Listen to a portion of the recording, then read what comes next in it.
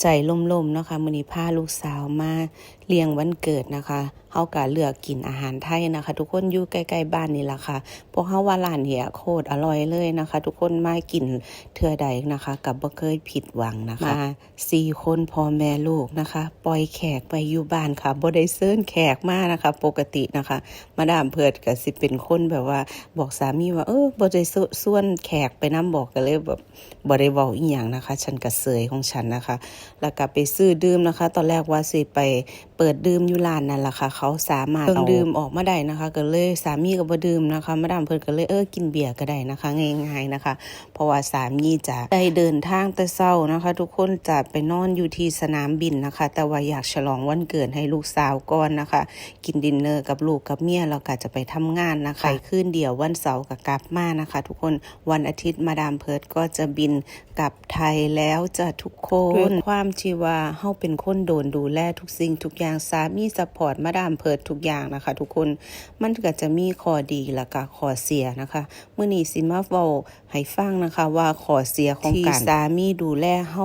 100% แบบมาดามเพิดในฉบับมาดามเพิดให้ฟังนะคะว่ามันมีข้อเสียอีหยังแน่เนาะค่ะทุกคนการที่เฮาโดนซัพพอร์ตนี่มันมีข้อดีบ่มันก็มีนะคะทุกคนแต่ว่ามันขาดความเป็นตัวของเจ้าของเองเลยนะคะทุกคนที่มาดามเพิดสัมผัสได้นะคะที่เฮาสิเฮ็ดอีหยังก็ตามนะคะมันจะขึ้นอยู่กับสามีนะคะเพราะว่าเฮารอใส่เงินนำเขาโดยเฉพาะเฮาจะมีสามีที่เป็นผู้นำนะคะแล้วก็สามีมาดามเพิดเป็นนักธุรกิจนะคะเราค่อนข้างที่จะเป็นคนหัวแข็งนะคะแล้วก็จะเป็นคนมักเป็นหัวแถวล่ะค่ะทุกคนแล้วก็สิค่อนข้างที่จะเป็นผู้นำแล้วก็เว้าอีหยังก็คือเมียต้องเฮ็ดตามนะคะทุกคนมาดามเพิดแข็งขึ้นนะคะสามีก็สิแข็งตามนะคะก็คือเฮาบ่อยากให้มีปัญหาเฮาก็อีหยังที่ยอมได้เฮาก็ยอมนะคะแต่ว่าบ่แม่นว่าข่อยจะยอมเล่าไปทุกอย่างนะคะถ้าเวลาเพิดศูนย์มาดามเพิดก็จะบ่ยอมคือกันนะคะทุกคนมันก็เลยเกิดปัญหาแต่ว่า1เฮาคำนึงว่าสามีเฮามีโรคประจำตัวนะคะทุกคน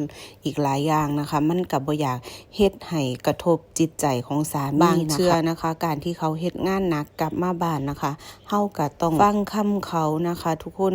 เรื่องงานความเครียดต่างๆนะคะโดยที่ว่าเฮาก็เฮ็ดงานบ้านเฮาเลี้ยงลูกนี่ทุกคนมันก็โคตรเหนื่อยอยู่แล้วนะคะทุกสิ่งทุกอย่างบางเทื่อมันก็บั่นทอนจิตใจหลายๆอย่างนะคะทุกคนคำพูดหรือว่าการแสดงหลายๆอย่างมันมีผลต่อจิตใจล่ะค่ะแต่ว่าอีหยังคะทนค่ะเพราะว่าครอบครัวเพราะว่าคำว่าฮัก